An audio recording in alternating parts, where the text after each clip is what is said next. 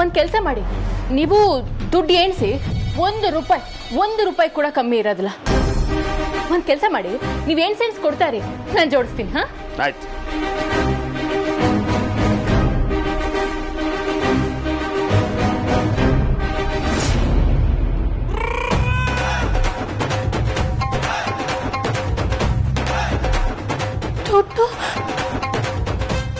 ದುಡ್ಡು ತಗೊಂಡು ಹೋಗಿ ಪೂಜೆ ಮಾಡಿಸ್ಕೊಂತಾರಷ್ಟರಲ್ಲಿ ಇಷ್ಟೊತ್ತಾಗೋಯ್ತು ನೋಡಿ.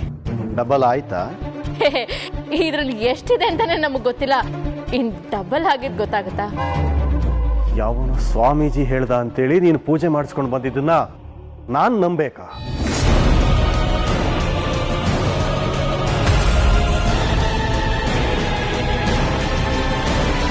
ಯಾಕೆ ಹೀಗೆ ಮಾತಾಡ್ತಾ ಇದ್ದೀರಾ ಚಿಕ್ಕ ಮಾವ?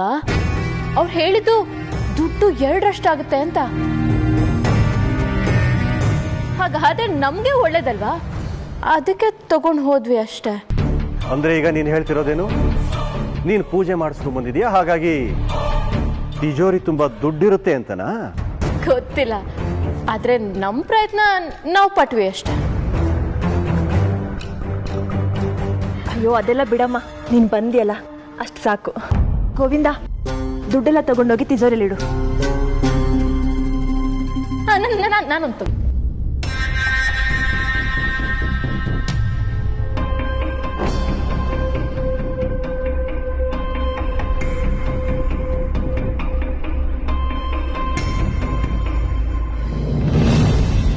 ಯಾರೋ ಸ್ವಾಮೀಜಿ ಸಿಕ್ಕಿದ್ನಂತೆ, ದುಡ್ಡಿಗೆ ಪೂಜೆ ಮಾಡಿದ್ನಂತೆ.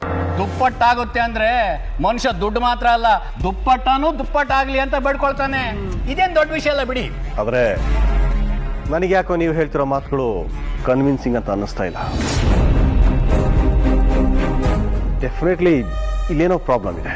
ಈಗೇನು ತಗೊಂಡು ಹೋದ್ ದುಡ್ಡೆಲ್ಲ ಡಬಲ್ ಆದ್ರೆ ಆ ಸ್ವಾಮಿ ಮಾತು ನಂಬ್ತೀರಾ? ಹಾಗಾಗೋದಕ್ಕೆ ಚಾನ್ಸೇ ಇಲ್ಲ.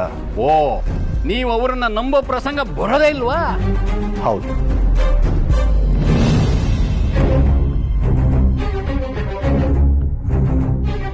ಮೊದಲು ತಗೊಂಡೋಗಿರೋ ದುಡ್ಡು ಸರಿಯಾಗಿದೆಯಾ ಅಂತ ಚೆಕ್ ಮಾಡಬೇಕು. ಗೋವಿಂದ್ ಮಾವ, ನಾನಂತೋಳಲ್ಲ. ನಮ್ದು ಯಾವತ್ತೇ ಇದ್ರು ಎತ್ತಿ ಕೊಡೋ ಕೈ. ಒಂದ್ ಕೆಲಸ ಮಾಡಿ, ನೀವು ದುಡ್ಡು ಎಣಿಸಿ ಒಂದು ರೂಪಾಯಿ ಕೂಡ ಕಮ್ಮಿ ಇರೋದಿಲ್ಲ. ಒಂದ್ ಕೆಲಸ ಮಾಡಿ, ನೀವು ಎಣ್ಸೆಣ್ಸ್ ಕೊಡ್ತಾರೆ, ನಾನು ಜೋಡಿಸ್ತೀನಿ. ಹಾ, ಆಯ್ತು.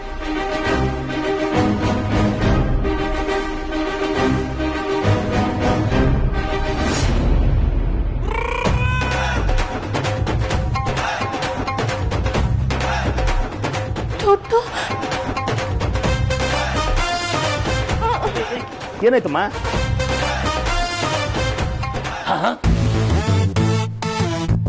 ಇದೇನಪ್ಪ, ಅಲ್ಲೂ ದುಡ್ಡು ಇಲ್ಲೂ ದುಡ್ಡು, ಏನಾಗಿದೆ?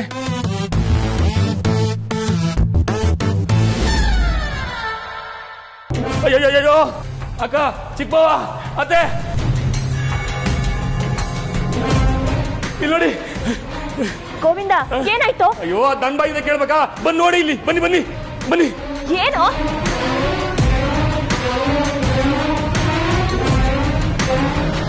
ಬನ್ನಿ ನೋಡಿ, ಇಲ್ಲಿ ನೋಡಿ.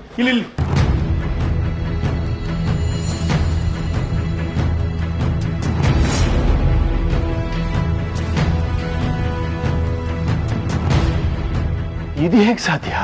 ಉತ್ತರ ಕೊಡಬೇಕಾಗಿರೋದು ಶಿವಾನಿ. ಎದಳು ಶಿವಾನಿ, ಹೇಳು. ಸ್ವಾಮಿಗಳ ದುಡ್ಡು.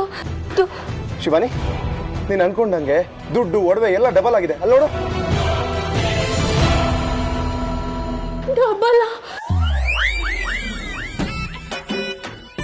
ಆ ಸ್ವಾಮಿಗಳ ಹೆಸರೇನಮ್ಮ? ಅದು ರಾತ್ರಿ ನಾನು ಮಲಗಿದಾಗ ಯಾರೋ ನನ್ನನ್ನ ಕರ್ದ ಹಾಗಾಯ್ತು. ಎದ್ ನೋಡಿದ್ರೆ ಕಳ್ಳ ಬಂದು ದುಡ್ಡು ಒಡವೆನೆಲ್ಲ ದೋಚ್ಕೊಂಡು ಓಡ್ತಿದ್ದ. ನಾನು ಹಿಂದೆ ಹೋಗಿ ದುಡ್ಡನ್ನ ಕಾಪಾಡ್ದೆ. ವಾಪಸ್ ಮನೆಗೆ ಬರ್ತಾ ದಾರಿಲಿ ಯಾರೋ ದೊಡ್ಡ ಸ್ವಾಮಿಗಳು ಸಿಕ್ಕಿದ್ರು. ಅವರಿಂದ ಈ ಉಪಯೋಗ ಆಯ್ತು ಅಷ್ಟೇ. ಅಮ್ಮ, ದುಡ್ಡನ್ನೆಲ್ಲ ಜೋಡ್ಸಿಟ್ಟು ಕೀ ಹಾಕೊಂಡು ಕೀನ ಜೋಪಾನವಾಗಿ ಇಟ್ಕೊಳ್ಳಿಮ್ಮ. ಹಾ,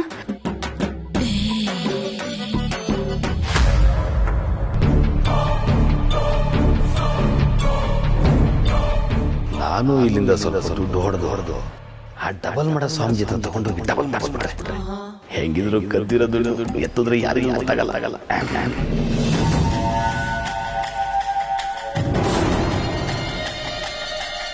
ಯಾರನ್ನ ನಂಬಬೇಕು ಯಾರನ್ನ ನಂಬಾರ್ದು ಅಂತ ಇವಾಗ ಗೊತ್ತಾಯ್ತಲ್ಲ ನಿಮಗೆ?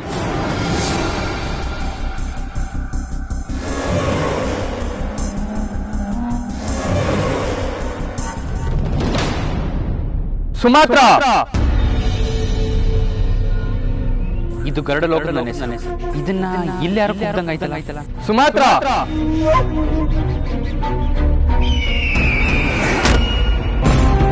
ನಿಶಾಂತ ನಿಶಾಂತ ಗರುಡ ಲೋಕದವ. ನಿನ್ನನ್ನು ಹುಡುಕಿ ಬಂದವ. ನಿನ್ನನ್ನು ಗರುಡ ಲೋಕಕ್ಕೆ ಕರೆತರಲು ಗರುಡ ರಾಜನ ಆಜ್ಞೆ ಆಗಿದೆ. ಅದು ನಾನು ಬಂದಿರೋ ಕೆಲಸ ಇನ್ನ ಪೂರ್ಣ ಆಗಿಲ್ಲ. ಗರುಡ ಲೋಕಕ್ಕೆ ನಿನ್ನ ಸಂದೇಶ ಸಿಕ್ಕಿ ತುಂಬಾ ದಿನ ಆಗಿದೆ. ನಿನ್ನ ಜೊತೆ ಇದ್ದ ಸಂಗಡಿಗರು ಯಾರು ನಿನ್ನ ಜೊತೆ ಇಲ್ಲ. ನೀನೊಬ್ಬನೇ ಇದೆಯಲ್ಲ, ಅವರೆಲ್ಲ ಎಲ್ಲಿ? ಇದೇ ಗರುಡ ಲೋಕದ ಪ್ರಶ್ನೆ. ಏನನ್ನು ಯೋಚಿಸುತ್ತಿರುವೆ ಸುಮಾತ್ರ? ಅದು ನಾಗಗಳು ನಮ್ಮ ಲೋಕದಿಂದ ಅಪಹರಿಸಿರೋ ನಾಗಮಣಿ ಬಗ್ಗೆ ಸುಳಿವು ಸಿಕ್ಕಿದೆ. ಹೌದಾ? ಒಳ್ಳೆಯ ವಿಚಾರ. ನಡಿ, ನಾವಿಬ್ಬರು ಹೋಗಿ ಅದನ್ನು ಪಡೆದುಕೊಳ್ಳೋಣ. ಬೇಡ, ಅದು ಕ್ಲಿಷ್ಟಕರವಾದ ಕೆಲಸ. ಸಮಯ ಬಂದಾಗ ನಾನೇ ಹೇಳ್ತೀನಿ, ಅವಾಗ ಇಬ್ರು ಹೋಗಿ ಪಡೆದುಕೊಳ್ಳೋಣ. ಅದೇನೇ ಇದ್ರೂ ಗರುಡ ರಾಜನ ಬಳಿ ಮಾತಾಡು. ನನಗೆ ನಿನ್ನನ್ನು ಕರೆದು ಒಯ್ಯಲೇಬೇಕೆಂಬ ಆಜ್ಞೆ ಆಗಿದೆ. ಅದು ಪ್ರಯತ್ನ ಫಲ ಕೊಡೋ ಸಮಯದಲ್ಲಿ ನಿಷ್ಠುರ ಯೋಚನೆ ಬೇಡ. ನಾನು ಗರುಡ ಲೋಕಕ್ಕೆ ಬರೋದಾದ್ರೆ ನಾಗಮಣಿನ ಪಡ್ಕೊಂಡೇ ಬರೋದು. ಇಲ್ಲವಾದಲ್ಲಿ ಇಲ್ಲೇ ಇರ್ತೀನಿ. ಇದು ನಾನು ಮಾಡಿರೋ ಪ್ರಮಾಣ. ಎಚ್ಚರ, ಒಬ್ಬನೇ ಇದೆಯಾ? ಏನೇ ಸಮಸ್ಯೆ ಬಂದರೂ ಗರುಡ ಲೋಕವನ್ನು ಸಂಪರ್ಕಿಸು.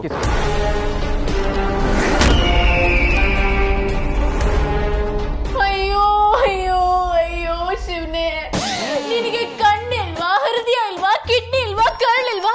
ಅಥವಾ ಇದೆಲ್ಲ ಇದ್ರು ಕರುಣೆನೇ ಇಲ್ವಾ ನಿನಗೆ? ಅಯ್ಯೋ ಏನಾಯ್ತು ಮತ್ತೆ ಸುಮ್ಮನೆ ಇದ್ಬಿಡಿ ನೀವು. ಹೀಗಾಗತ್ತೆ ಅಂತ ನನಗೆ ಮುಂಚೆನೆ ಗೊತ್ತಾಗಿದ್ದಿದ್ರೆ ನಾವ್ ಎತ್ಕೊಂಡು ಓಡೋಗಿದ್ವಲ್ಲ. ಆ ದುಡ್ಡನ್ನೇ ಡಬಲ್ ಮಾಡಿ ಅರ್ಧ ದುಡ್ಡು ಇಲ್ಲಿ ತಂದಿಟ್ಟು ಮಿಕ್ಕಿದ ದುಡ್ಡನ್ನ ಡಬಲ್ ಮಾಡ್ಕೊಂಡು ಆರಾಮಾಗಿ ಬದುಕಬಹುದಾಗಿತ್ತು. ಎಲ್ಲ ಮಿಸ್ ಆಗೋಯ್ತಲ್ಲ. ಅಯ್ಯೋ ಹೋಗಿದ್ದು ಹೋಯ್ತು ಬಿಡಮ್ಮ, ಅದಕ್ಕೆ ಯಾಕೆ ತಲೆ ಕೆಡ್ಸ್ಕೊತೀಯ? ಅಯ್ಯೋ ಎಲ್ಲ ದುಡ್ಡು ಹೋಯ್ತಲ್ಲಪ್ಪ. ಕತ್ತಿದ ದುಡ್ಡು ಹೋಯ್ತು, ಬಂದಿದ್ದ ದುಡ್ಡು ಹೋಯ್ತು, ಬರ್ಬೇಕಾಗಿದ್ದ ದುಡ್ಡು ಹೊರಟೋಯ್ತಲ್ಲಪ್ಪ. ಅಯ್ಯೋ ಯಾವ ನನ್ನ ಮಗ ಮಾಟ ಮಂತ್ರ ಮಾಡ್ತಿದ್ದಾನೋ ಏನು. ಸಮಾಧಾನ ಮಾಡ್ಕೊಮ್ಮ, ಸಮಾಧಾನ ಮಾಡ್ಕೋ. ನೋಡು, ನಾವು ಮೈ ತುಂಬ ಎಣ್ಣೆ ಹಚ್ಕೊಂಡು ಮರಳಲ್ಲಿ ಉರುಳಾಡಿದ್ರು ಎಷ್ಟು ಅಂಟ್ಕೋಬೇಕು ಅಷ್ಟೇ ಅಂಟ್ಕೊಳ್ಳುತ್ತೆ. ಒಂದು ಎಕ್ಸ್ಟ್ರಾ ಅಂಟಲ್ಲ. ನಾವು ಅನ್ಕೊಂಡಿದ್ದು ನಮ್ದಲ್ಲ, ಆ ಪಶುಪತಿ ಕೊಟ್ಟಿದ್ದೇ ನಮ್ದು. ಆದ್ರೂ ಮಾವ, ನನಗಂತೂ ಸಮಾಧಾನ ಮಾಡ್ಕೊಳಕ್ಕಾಗ್ತಿಲ್ಲ. ಅನ್ಯಾಯವಾಗಿ ಎಲ್ಲ ಕಳ್ಕೊಂಡ್ಬಿಟ್ವಲ್ಲ. ಇಲ್ಲ ಆ ಲಾಯರ್ ಹೇಳಿದ್ನಲ್ಲ 7,000 ಕೋಟಿ, ಅಷ್ಟನ್ನು ನಾನು ಹೇಗಾದ್ರೂ ಮಾಡಿ ಇಲ್ಲಿಂದ ಪಡ್ಕೊಂಡೇ ಹೋಗೋದು. ಅದೇ ನನ್ನ ಗುರಿ. ಈ ಶೈಲು ಅಂದ್ರೆ ಸ್ಟೈಲು, ಸ್ಟೈಲು ಅಂದ್ರೆ ಶೈಲು. ಈ ಸ್ಟೈಲು ಒಂದು ಹಿಸ್ಟ್ರಿ ಕ್ರಿಯೇಟ್ ಮಾಡುತ್ತೆ. ಇದು ಸತ್ಯ ನಿಮ್ಮೆ ನನಗೂ ಸತ್ಯ.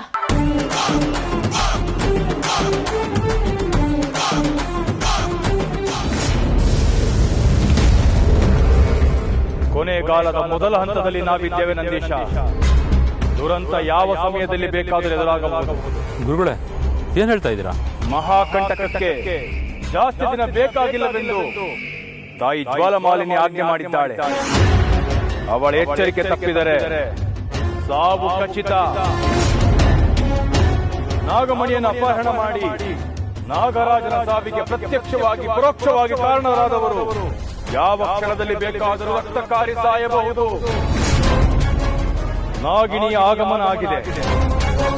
ಅದು ಬಂದಿರುವುದು ನಾಗಮಣಿಗಾಗಿ ಮಾತ್ರ ಅಲ್ಲ, ಸೇಡನ್ನು ತೀರಿಸಿಕೊಳ್ಳುವುದಕ್ಕೆ ಕೂಡ. ನಾಗಿಣಿ ಯಾವ ರೂಪದಲ್ಲಿ ಬೇಕಾದರೂ ಇರಬಹುದು. ಯಾವ ಕ್ಷಣದಲ್ಲಾದರೂ ನಮ್ಮ ಮೇಲೆ ಎರಗಿ ನಮ್ಮ ಕತ್ತಿಗೆ ಸುತ್ತಿ ಪ್ರಾಣ ತೆಗೆಯಬಹುದು. ಗುರುಗಳೇ, ಅದಕ್ಕೆ ಪರಿಹಾರ ಏನಿದೆ ಗುರುಗಳೇ? ಆದಷ್ಟು ಬೇಗ ನಾವು ದಿಗ್ವಿಜಯ ಎಲ್ಲಿದ್ದಾನೆ ಅಂತ ಕಂಡುಹಿಡಿಯಬೇಕು. ಅವನು ನಮಗೆ ಸಿಕ್ಕಿದರೆ ಮಾತ್ರ ಇದಕ್ಕೆ ಪರಿಹಾರ ಸಾಧ್ಯ. ಆದ್ರೆ ಯಜಮಾನ್ರು ಎಲ್ಲಿದ್ದಾರೆ ಅಂತ ಗೊತ್ತಿಲ್ವಲ್ಲ ಗುರುಗಳೇ? ಗೊತ್ತಾಗ್ಲೇಬೇಕು. ಅದನ್ನ ನಾವು ಕಂಡು ಹಿಡಿಯಲೇಬೇಕು. ದಿಗ್ವಿಜಯನ ದಿಢೀರ್ ಕಣ್ಮರೆಯ ಹಿಂದೆ ಯಾವುದೋ ಭಯಾನಕ ರಹಸ್ಯ ಅಡಗಿದೆ. ಮಹಾಮೇರು ಜಾತ್ರೆಯ ದಿನ ನಾಗಗಳು ಶುಕ್ರಾಚಾರ್ಯರಿಗೆ ಅವಮಾನ ಮಾಡಿದ್ದಕ್ಕಾಗಿ ಶುಕ್ರಾಚಾರ್ಯರು ನಾಗಗಳಿಗೆ ಶಾಪ ಕೊಟ್ಟಿದ್ದಾರೆ. ಅದರ ಪ್ರಕಾರ ಮಹಾಮೇರು ಜಾತ್ರೆಯ ದಿನ ನಾಗಗಳಿಗೆ ನಾಗಮಣಿಗೆ ಯಾವುದೇ ಶಕ್ತಿ ಇರುವುದಿಲ್ಲ. ಅದನ್ನು ನಾವು ವಶಪಡಿಸಿಕೊಳ್ಳಬೇಕು. ಹಾಗೆ ಮಾಡಿದರೆ ನಾವು ದಿಗ್ವಿಜಯನನ್ನ ಕಂಡು ಹಿಡಿಯಬಹುದು. ಅದೇನೋ ಸರಿ ಗುರುಗಳೇ, ಆದ್ರೆ ನಾಗಮಣಿ ಎಲ್ಲಿದೆ ಅಂತ ನಾವು ಕಂಡುಹಿಡಬೇಕಲ್ವಾ? ಅದೇಕ್ ಸಾಧ್ಯ? ಖಂಡಿತ ಸಾಧ್ಯ.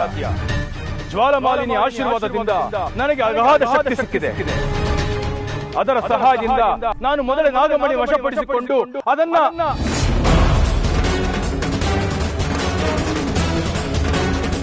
ಗುರುಗಳೇ, ಏನೋ ಹೇಳಕ್ ಹೋದ್ರಿ? ಹೇಳುವುದಕ್ಕೆ ಸಾವಿರ ಇದೆ, ಆದರೆ ಅದಕ್ಕೆ ಇದು ಸೂಕ್ತ ಸಮಯ ಅಲ್ಲ. ಆದಷ್ಟು ಬೇಗ ನಿನಗೆಲ್ಲವನ್ನು ತಿಳಿಸುತ್ತೇನೆ. ಪೂಜೆಗಾಗಿ ನನಗೆ ಒಂದಷ್ಟು ವಸ್ತುಗಳು ಬೇಕು. ತಂದ್ಕೊಡ್ತೇನೆ ಗುರುಗಳೇ.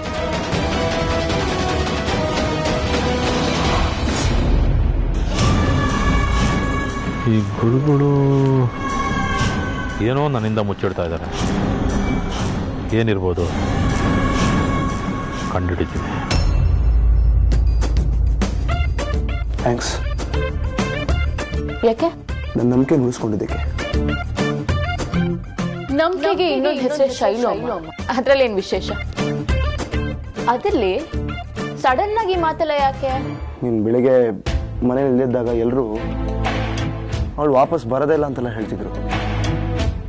ಆದರೆ ನೀನು ನನಗೆ ಮೋಸ ಮಾಡೋದಿಲ್ಲ, ವಾಪಸ್ ಬಂದೇ ಬರ್ತೀಯ ಅಂತ ನನಗೆ ನಂಬಿಕೆ ಇತ್ತು. ಮನೇಲಿ ಎಲ್ಲರೂ ಇವಳು ಯಾರೋ ಬಂದಿದ್ದಾಳಲ್ಲ, ಅವಳು ಶಿವಾನಿ ಅಲ್ಲ, ಮನೇಲಿ ಇರೋ ಬರೋದೆಲ್ಲ ಕದ್ಕೊಂಡು ಹೋಗ್ಬಿಡ್ತಾಳೆ ಅಂತೆಲ್ಲ ಹೇಳಿದ್ರು. ನಾನು ಅದು ಯಾವುದೂ ನಂಬಲಿಲ್ಲ.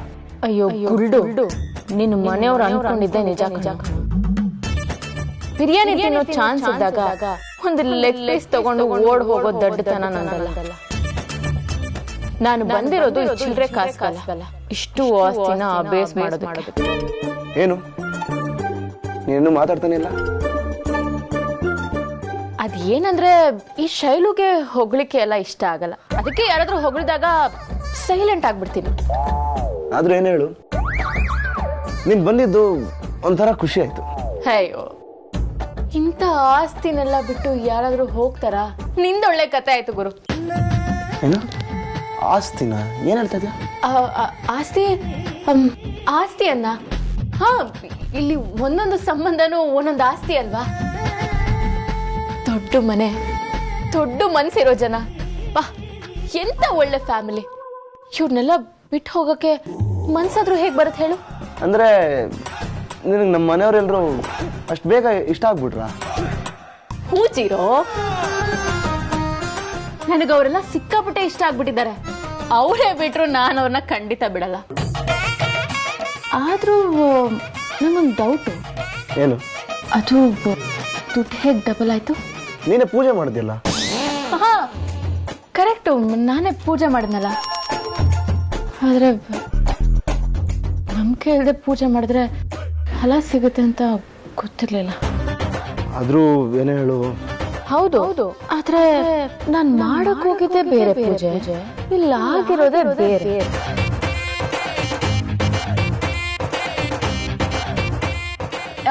ಜೀರೋ, ನೀನೇನ್ ವರಿ ಮಾಡ್ಕೋಬೇಡ, ನಾನು ಎಲ್ಗೂ ಹೋಗಲ್ಲ. ನಾನು ಮಾಡಬೇಕಾಗಿರೋ ಕೆಲಸನೇ ತುಂಬಾ ಇದೆ. ಇನ್ನೊಂದು ಲಾಸ್ಟ್ ಕ್ವೆಶ್ಚನ್, ಒಟ್ಟಾರೆ ನಿಮ್ಮ ಆಸ್ತಿ ಎಷ್ಟಿದೆ? ಯಾಕೆ? ಜನರಲ್ ನಾಲೆಡ್ಜ್ಗೆ. ನನಗೂ ಗೊತ್ತಿಲ್ಲ, ಎಷ್ಟೋ ಕೋಟಿ ಇರ್ಬೋದು. ನೀನು ಈ ಮನೇಲಿ ಹುಟ್ಟಿರೋದೇ ವೇಸ್ಟ್ ಕಾಣ್ತಾ. ಅಲ್ಲ, ನಿಮ್ಮ ಆಸ್ತಿ ಬಗ್ಗೆ ನಿನಗೆ ಗೊತ್ತಿಲ್ಲ. ಸರಿ ಬಿಡು, ನಾನು ಬೇರೆ ಯಾರು ಕೇಳ್ಕೊತೀನಿ. ಹಾ, ಬಾಯ್, ಟಾಟಾ.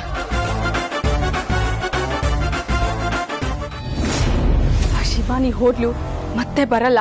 ನನ್ನ ತ್ರಿಶೂಲ್ ಮದ್ವೆಗೆ ಅಡ್ಡಿ ಆಗಲ್ಲ ಅಂತ ಅನ್ಕೊಂಡ್ರೆ ಅವಳು ಮತ್ತೆ ಬಂದ್ಲಲ್ಲ ದಾಕ್ಷಾಯಿಣಿ. ಅವಳು ಬರೋದ್ ಬಂದ್ಲು, ಸುಮ್ನೆ ಬಂದ್ಲಾ? ನಮ್ಗಿದ್ದ ಅನುಮಾನನು ಹೊತ್ಕೊಂಡ್ ಬಂದ್ಲು. ಖಾಲಿ ಇದ್ದ ತಿಜೋರಿ ಇದ್ದಕ್ಕಿದ್ದ ಹಾಗೆ ಭರ್ತಿ ಆಯ್ತು ಅಂದ್ರೆ ಹೇಗೆ? ಅವಳು ಯಕ್ಷ ವಿದ್ಯೆ ಗೊತ್ತಿರೋ ಯಕ್ಷಿಣಿನ ಅಥವಾ ಮಾಯ ವಿದ್ಯೆ ಗೊತ್ತಿರೋ ಮಾಯಾಂಗಿಣಿನ? ಇಲ್ಲ ಮಂತ್ರ ಶಕ್ತಿ ಗೊತ್ತಿರೋ ನಾಗಿಣಿನ? ಒಂದು ಗೊತ್ತಾಗ್ತಿಲ್ವಲ್ಲ ದಾಕ್ಷಾಯಿಣಿ. ಇಲ್ಲದ ಅನುಮಾನ ಬೇಡ ಕೃಷ್ಣೆ. ಅವಳು ನಾಗಿಣಿ ಆಗೋದಕ್ಕೆ ಸಾಧ್ಯನೇ ಇಲ್ಲ. ಅವಳು ಒಂದ್ ವೇಳೆ ನಾಗಿಣಿನೇ ಆಗಿದ್ರೆ ನಮ್ಮ ಗದ್ರ ದೃಷ್ಟಿಗೆ ಕಾಣಬೇಕಾಗಿತ್ತು. ಮಾನವ, ದಾನವ, ಗಂಧರ್ವ, ಕಿನ್ನರ, ಕಿಂಪುರುಷರು ಯಾರೇ ಆಗಿದ್ರು ನಮ್ಮ ವಿದ್ಯೆಗೆ ಗೊತ್ತಾಗ್ಬೇಕಾಗಿತ್ತಲ್ವಾ? ನಮಗೆ ನಮ್ಮ ಶಕ್ತಿ ಬಗ್ಗೆ ಗೊತ್ತಿದೆ ದಾಕ್ಷಾಯಿಣಿ. ಆದ್ರೆ ಎದುರಾಗದೆ ಇರೋ ಅವಳು ನಮ್ಮ ಶಕ್ತಿ ಬಗ್ಗೆ ಗೊತ್ತಿದ್ದು ಮರೆಮಾಚ್ತಾ ಇದ್ರೆ ಆ ಸಾಧ್ಯತೆ ಕೂಡ ಇದೆ ಅಲ್ವಾ? ದುಡ್ಡನ್ನ ದುಪ್ಪಟ ಮಾಡೋ ಕಲೆ ಪ್ರಪಂಚದಲ್ಲಿ ಯಾರಿಗೂ ಇಲ್ಲ.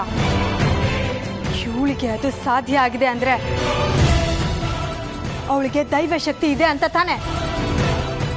ಇದೆ, ಅವಳಿಗೆ ದೈವ ಶಕ್ತಿ ಆಶೀರ್ವಾದ ಇದೆ. ನಾವು ದುಷ್ಟ ಶಕ್ತಿ ಆರಾಧಕರು, ಹಸುರ ಶಕ್ತಿ ಪ್ರತಿಪಾದಕರು. ಹಾಗಾಗಿ ನಮಗೆ ಅವಳ ಶಕ್ತಿ ಕಾಣಿಸ್ತಾ ಇಲ್ಲ ದಾಕ್ಷಾಯಿಣಿ.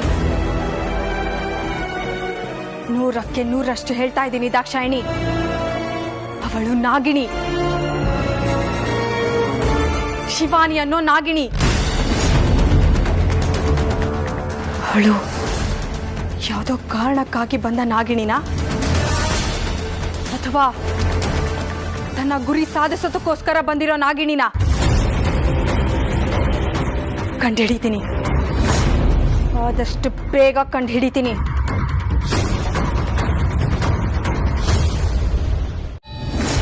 ಯಾಕಿಷ್ಟು ಅರ್ಜೆಂಟ್ ಮದುವೆ ಆಗಕ್ಕೆ?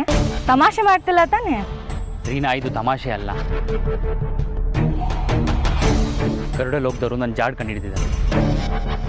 ಮತ್ತೆ ನನ್ನನ್ನು ಅಲೋಕಕ್ಕೆ ಕರೀತಾ ಇದ್ದಾರೆ. ನಾನು ಅಲ್ಲಿಗೆ ಹೋಗದೆ ಇರೋಕೆ ತಡೆಯೋಗಿರೋದು ಒಂದೇ ದಾರಿ. ಗರುಡ ಆಗಿರೋ ನಾನು ಮನುಷ್ಯಳಾಗಿರೋ ನಿನ್ನನ್ನು ಮದುವೆ ಆಗಬೇಕು. ಹಾಗಷ್ಟೇ ನಮಗೊಂದು ಸ್ವಲ್ಪ ಸಮಯ ಸಿಗುತ್ತೆ. ಮುಂದೊಂದು ದಿನ ಯಾವತ್ತಾದರೂ ಗರುಡ ಲೋಕದವ್ರು ನಮ್ಮನ್ನು ಒಪ್ಕೋಬೋದು. ಹಾಗಂತ ಇಷ್ಟು ಬೇಗ ನಾವು ಮದುವೆ ಆಗಕ್ಕಾಗಲ್ಲ. ಅಪ್ಪ ಬೇರೆ ಊರಲ್ಲಿಲ್ಲ. ಅವ್ರಲ್ದೆ ಮನೇಲಿ ಯಾವುದೇ ಶುಭ ಕಾರ್ಯ ಮಾಡಂಗಿಲ್ಲ. ನಿಮ್ಮಪ್ಪ ಇಲ್ದೇನೆ ತ್ರಿಶೂಲ್ ಅವ್ರಿಗೆ 2ನೇ ಮದುವೆ ಮಾಡೋ ಪ್ರಯತ್ನ ಮಾಡಿಲ್ವಾ? ಈಗಲೂ ಪ್ರಯತ್ನ ಮಾಡ್ತಿದ್ದಾರೆ ತಾನೆ? ರೀನಾ, ಅರ್ಥ ಮಾಡ್ಕೊ. ನಾವು ತಡ ಮಾಡಿದಷ್ಟು ನೀನು ನನ್ನಿಂದ ದೂರ ಆಗ್ತೀರಿನಾ? ಅಂತ ಮಾತಾಡ್ಬೇಡ ಅಜಿತ್. ಇವತ್ತೇ ನಮ್ಮ ಅಣ್ಣನ ಹತ್ರ ನಮ್ಮ ಪ್ರೀತಿ ಬಗ್ಗೆ ಮಾತಾಡ್ತೀನಿ. ಹೇಗಾದ್ರೂ ಮಾಡಿ ಒಪ್ಪಿಸ್ತೀನಿ. ನೀ ಹೇಳಿದ್ರೆ ನಿಮ್ಮಣ್ಣ ಒಪ್ತಾರಾ? ಹೌದು. ಒಂದು ವೇಳೆ ಒಪ್ಲಿಲ್ಲ ಅಂದ್ರೆ? ಒಂದು ವೇಳೆ ಅವನ ಜೊತೆ ನೀನು ಮದುವೆ ಆಗೋದು ಬೇಡ ಅಂತ ಹೇಳಿದ್ರೆ ಆಗ ನನ್ನನ್ನು ಬಿಟ್ಬಿಡ್ತೀಯ ರೀನಾ?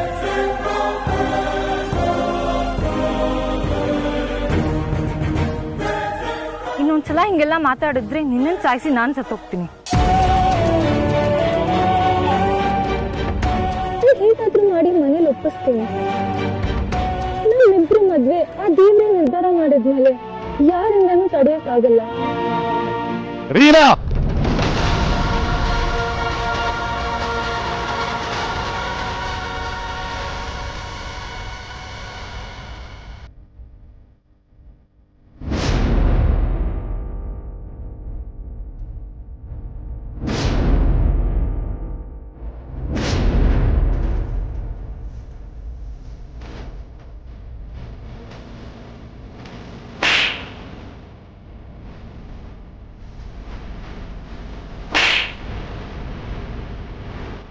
ನಿಮ್ಮ ಮನೆ ಮರ್ಯಾದೆನ ಬೀದಿನಲ್ಲಿ ಕಳೀತಾ ಇದೀಯಾ?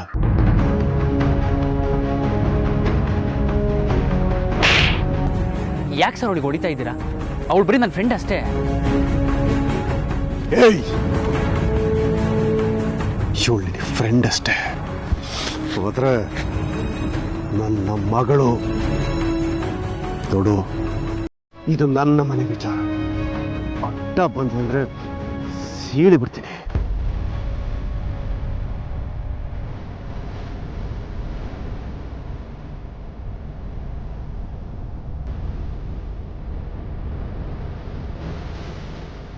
ರೆಡಿ?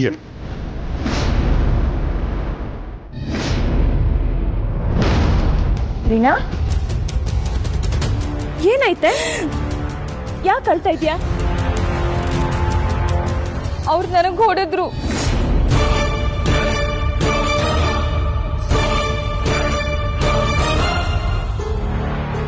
ಏನೋ ಚಿಕ್ಕಪ್ಪ ನಿನಗೆ ಹೊಡೆದ್ರಾ? ಆದ್ರೆ ಅಪ್ಪ ಅಲ್ವಲ್ಲ, ನನಗೆ ಹೊಡಿಯಕ್ಕೆ ಇವ್ರಿಗೆ ಯಾರು ಅಧಿಕಾರ ಕೊಟ್ರು? ಹೊಡೆದ್ರಾ? ಯಾಕೆ? ಹೊಡೆದಕ್ಕೆ ಕಾರಣ ಇದೆ. ಸಾವಿರ ಕಾರಣ ಇರಲಿ, ಅದನ್ನ ನಮ್ಮ ಹತ್ರ ಹೇಳಬೇಕಿತ್ತು. ಹೀಗೆ ಹೆಣ್ಮಕ್ಳ ಮೇಲೆ ಕೈ ಮಾಡೋದಲ್ಲ.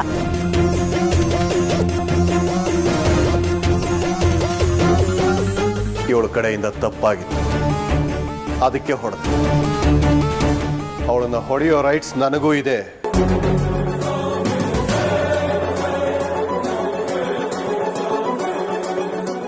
ತಪ್ಪು ಮಾಡಿದ್ದು ಮಗಳೇ ಆಗಿದ್ರು ತಂದೆಯಾದವನು ಶಿಕ್ಷೆ ಕೊಡಬೇಕು. ಅದನ್ನ ನಾನು ಮಾಡಿದ್ದೀನಿ ಅಷ್ಟೇ.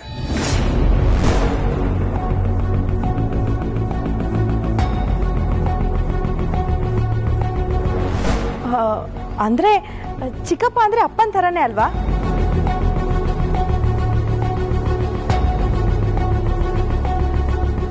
ಏನೇ ಆಗಿರ್ಲಿ, ನನ್ನ ಮಗಳಿಗೆ ಯಾರೇ ನೋವು ಮಾಡಿದ್ರು ಅದು ನನಗಾದ ಹಾಗೆ. ಕಾರಣ ಏನು ಅಂತ ಗೊತ್ತಾದ್ರೆ ನೀವು ಹೊಡಿತೀರ ಅವಳಿಗೆ. ಅಂತ ಮಹಾ ಅಪರಾಧ ಏನ್ ಮಾಡಿದ್ಲಿ ಇವಳು? ಪ್ರೀತಿಸಿದ್ಲು.